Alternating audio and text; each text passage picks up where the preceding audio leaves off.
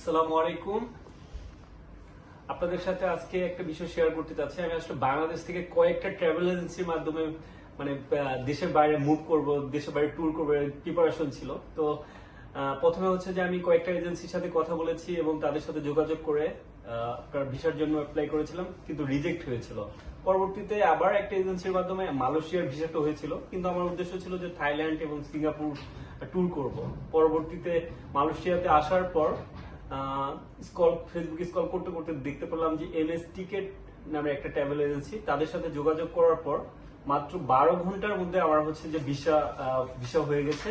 তো এই জন্য অসংখ্য ধন্যবাদ এমএস টিকেটকে, যে তারা আমার কাঙ্ক্ষিত প্রত্যাশাটা পূরণ করেছে। তো আপনারা যারা আমার মতো হচ্ছে যে ট্রাভেলস করতে চান, ঘুরতে চান, তো আপনারা এমএস টিকেটের মাধ্যমে যোগাযোগ করতে পারেন। আসসালামু আলাইকুম। আসসালামু আলাইকুম বাংলাদেশি এবং প্রবাসী ভাইরা।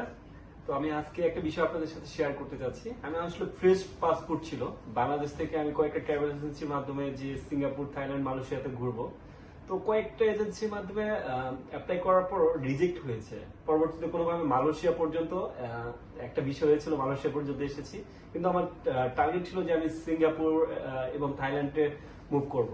পরবর্তীতে মানে অনেকটা হতাশায় ছিলাম যে আসলে কিভাবে করব বা কোন মাধ্যমে করব। পরবর্তীতে একটা ফেসবুকে একটা বিজ্ঞাপন দেখলাম যে এমএস টিকেট, এনাদের সাথে যোগাযোগ করার পর মাত্র 12 ঘন্টার ভিতরে আমার হচ্ছে যে থাইল্যান্ড এবং সিঙ্গাপুরের ভিসাটা হয়ে গেছে।